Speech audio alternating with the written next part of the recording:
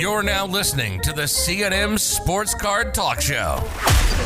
This isn't just another boring sports card podcast. Here, we'll be covering the good, the bad, and the ugly sides of collecting sports cards. Now, let's get to it. Play ball.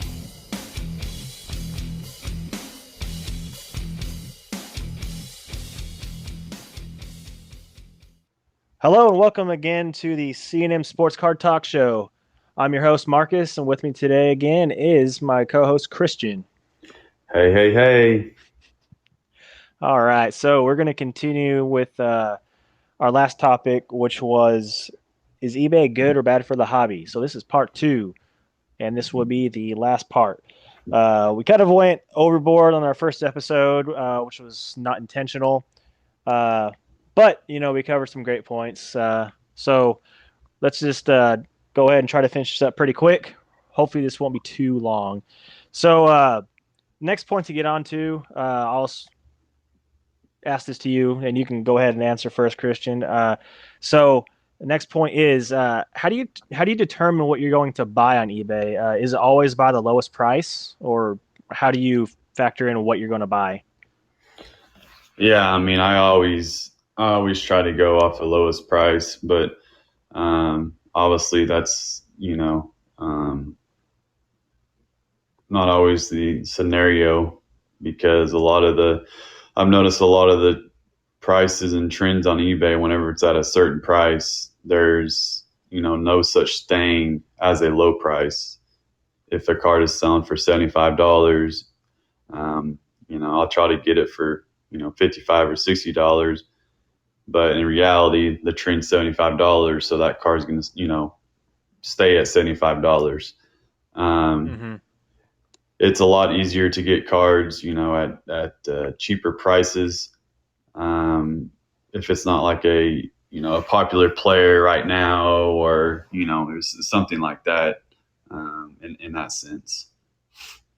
Yeah, typically what I do is I try to go for lowest price if at all possible. Usually what I do whenever I first get on eBay, if I'm looking for a specific card, is I sort it by buy it now and lowest price plus shipping. And obviously you're probably going to get the bottom of the barrel, where the first listing, which is most of the time not that great of a card if you're, say, going for like an older card. Say like your 93 Jeter that you got just not that long ago. Was it 93? Is that right? Yeah, 93. Okay. Yeah. I was making sure I had that right.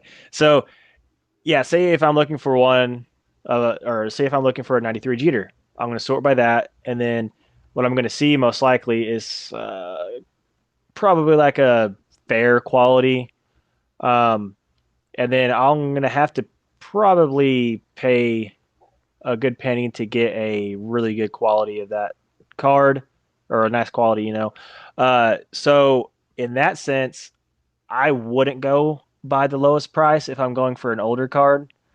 But as far as newer cards go, like we talked about in the last episode, these newer cards, typically they come out in almost perfect condition every time.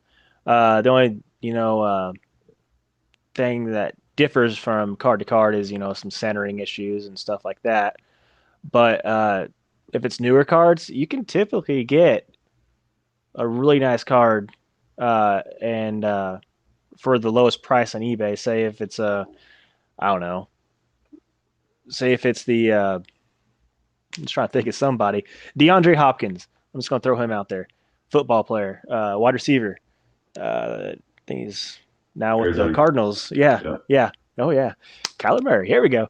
So so if I'm looking at his card, whatever card it may be, I can typically go with the lowest price, because say if it starts at $10 and then the very top is 30, that $10 card is probably going to be the exact same quality as that $30 card. So those are my two my 2 points as far as like going by lowest price. So for the most part, newer cards I can sort by lowest price and go with the lowest cards. Older cards, you typically can't do that in my opinion. I mean, do you have any thoughts on that or? Yeah, I do. I've noticed kind of what I do with these newer cards. I've kind of learned over time. If you're going after a big name player, with these newer cards, there's no point in getting a grade 7 or 8. Sure, that's cool to have one in your set, but over the long term, uh, the value of the card isn't going to go up as much if you would have spent, an extra, $200-300, and got like a, 9 or 9.5. Obviously, there's a huge price difference between a 9 and a 10. But and I understand that budget's tight with a lot of people. But the best thing to do is save money month by month, so you can get that higher grade. And then with older cards, it's a lot different. From these newer cards, if so let's say you get a PSA 6 of a Nolan Ryan 68 rookie card. Well, that card is always going to increase because that's one of the most sought out, vintage cards to collect. But let's just say you get a Topps update, a 2011 Topps update, Mike Trout 6. Well, sure, that's awesome, but the value of that card isn't going to go up long term. As where if you would, get a 9 or 9.5 of that 2011 Topps update Mike Trout, the card's going to keep going up and up. So that's kind of how I look at it. Okay. Let's see here. Let's just go into the next topic or the next point. So we kind of, went into this just a little bit in the last episode, but not much. But I thought this would be a good time to elaborate on it or expand on it. Which is now card shops aren't going by book prices anymore, but by eBay prices. Do you agree with that statement? Oh yes, I absolutely agree. I've gone into multiple card shops, and I'll sit there and look at a card, and I'll pull out my phone just to see what they're going for on eBay. If there's a card listed at $100, I'll look on eBay to see what it's going for. If I see it's going for, $60-70, well, I'm going to shoot that guy, $70, try to get what it's selling for on eBay. Well, and I've noticed they never pull out their Beckett book. What they do is I've had multiple owners sit there and say, well, hold on, let me go to my computer and see what it's selling for on eBay. So, and that's kind of taken away from the hobby a lot, is that eBay is controlling the market, and book value is non-existent anymore, and that's why these prices of these cards keep driving up. Is because the consumers are controlling the prices on eBay. Yeah, I totally agree with this statement too. So my personal example on this is there was a card shop that was here in town that's out of business now, and I went in there and I wanted this specific card, or I liked this specific card that was in there, and but I also wanted to, I said like, so can I get a box of this product instead? And he goes, yeah, I actually have one right here. And then so I said, well, this seems a little high. And he goes, well, I had to adjust it because that's what the price is going for on eBay. And I said, really? I said, that's what you go off of? And he goes, yeah. I said, well, I guess I can understand that to a point. I said, the hobby's changing. And then he goes, oh, yeah, it really is. And then I said, how do you price your individual cards? And he goes, well, it used to go by book value, by Beckett book value. Now it's eBay. And I said, really? And he said that's really what you have to go by. He said whenever he first started getting into it, I mean, this was an older man. He's super nice. Uh, Obviously, it was Beckett. Beckett was the go-to uh, for pricing. And now, I mean, you can still use Beckett. It's a great resource. Helps you, I mean, have a really good tool to organize your cards and collection and all that stuff. But as far as value, oh no, it's way off from eBay. Example, uh, we both had a Patrick Mahomes rookie, Donner Soptic. Uh, so on there, at one point, it said that our card was, I believe it actually, I think the one that I have right now, the pink and blue rookie of his, the PSA 10. Hmm. But anyway, it said that one right there, I believe at one point it said it was like $300, and they're selling for not, about like between eight and $900 right now. Yeah, So there's a that's just huge difference. That's just one yeah. example. Yeah, that's And, just crazy. But I will say with Beckett, I do notice a lot of card shops. They mhm. will go on Beckett prices with vintage cards.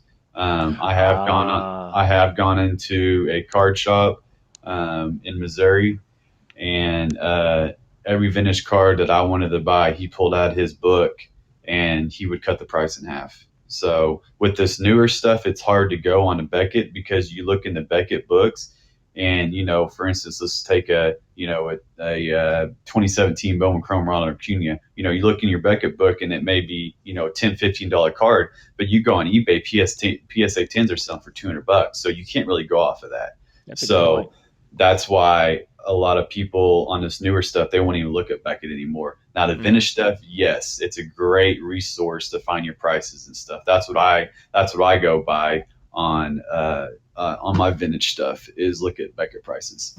That's a really good point. I really never thought about it that way. With that in mind, do you think with Beckett uh, in mind, do you think Beckett? I'm trying to term this correctly. So with vintage cards, do you think Beckett is just kind of at a standstill? Like these values don't really change for vintage, and because with modern, obviously, just like with my example, Patrick Mahomes shot up like crazy, and it's like it couldn't keep up with the value quick enough. Like I don't know if their people just don't update the site quick enough, or they stand firm with what they believe the value is. Or what are your thoughts? Well, I mean, with this new stuff, there's such an influx of prices. The market's always changing, and with vintage stuff, um, that is more of a long term play. Uh, the prices are going to continue to trend up with your main Hall of Famers. Your Willie Mays. Your Mickey Mantles. Your Mm-hmm. Clementes. Your Jackie Robinsons. Your Koufax. Those cards are always going to continue going up.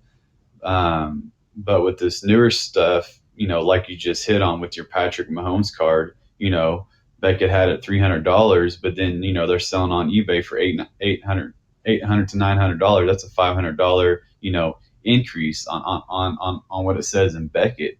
So yeah, I mean, I totally agree. I think Beckett's at a standpoint because they don't know how to price this new stuff, Mm-hmm. because like we hit on earlier, eBay and the consumers are controlling the market, and Yeah, Beckett's kind of left out at the moment. So yeah.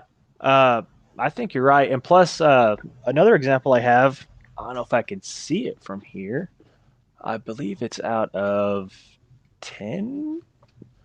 I can't see it from here. Yeah, it's out of 10. Okay, yeah, it's serial number out of 10 out of 10. I have a DeAndre Hopkins rookie. It's I believe it's a Bowman Chrome 1959 variation autograph card, serial number 10 out of 10, and it's BGS 9.5 autograph 10.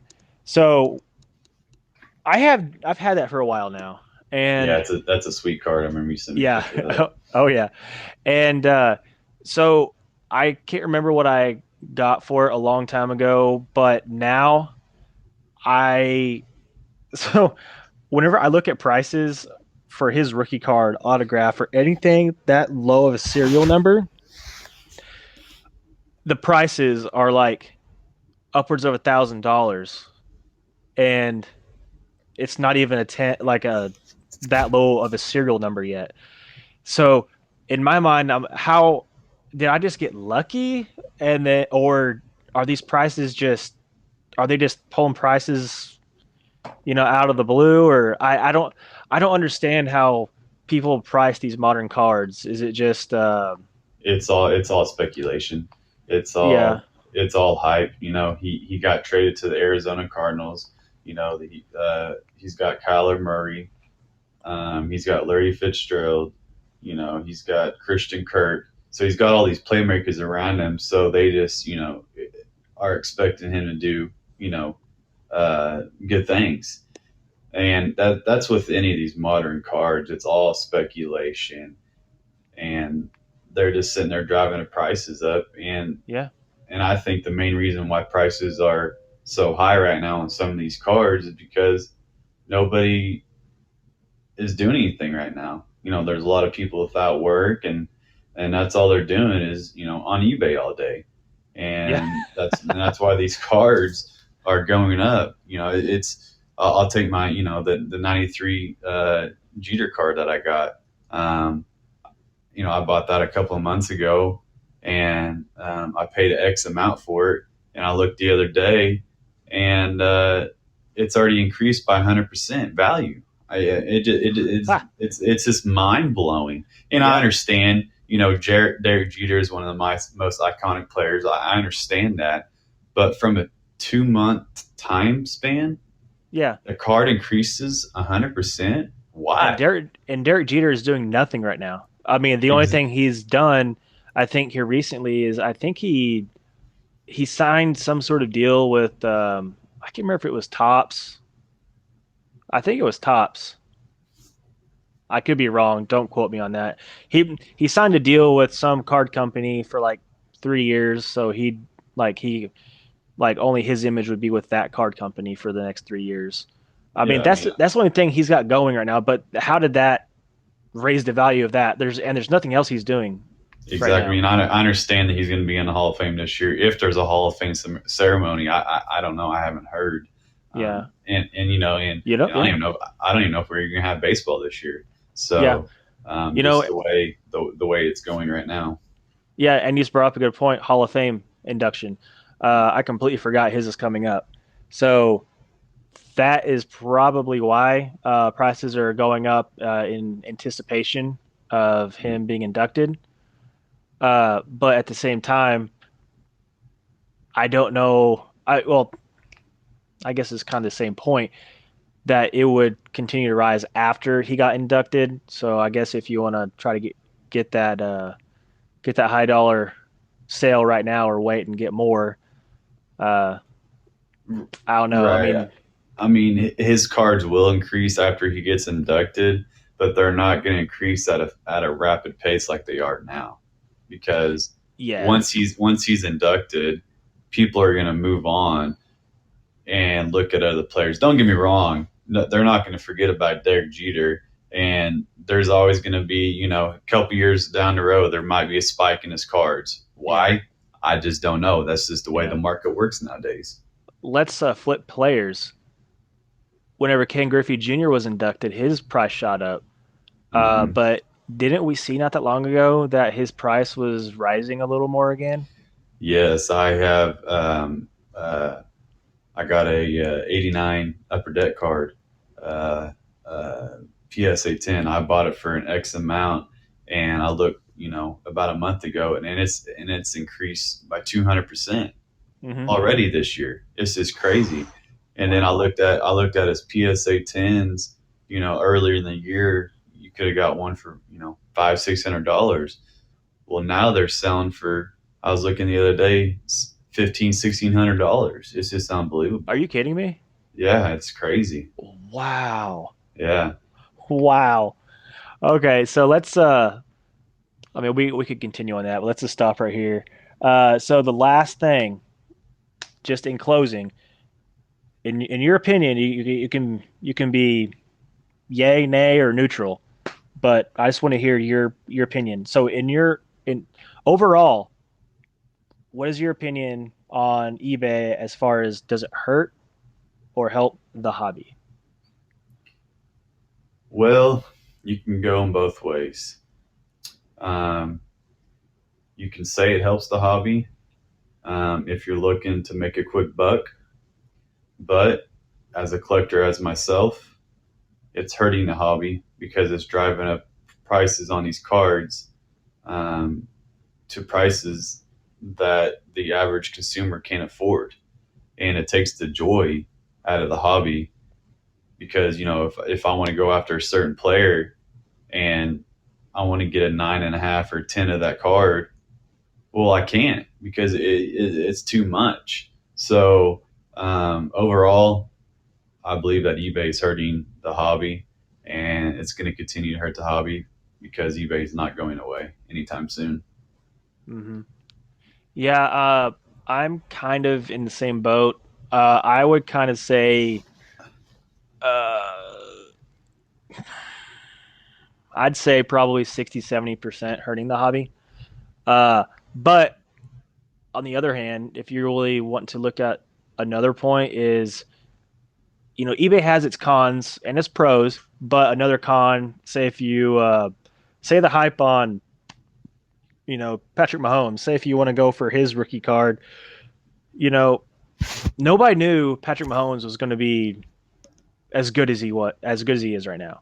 So the boxes that his cards came in were, normally priced, and his singles were normally priced. But then, as soon as he became the starter and he just took off, boom, that stuff just skyrocketed. So you had to have had that card. So I guess there's a little time frame where eBay really doesn't hurt it. But then as soon as you know that player does good, all of a sudden the market on eBay is just flooded. You know, Yep. I couldn't but agree more.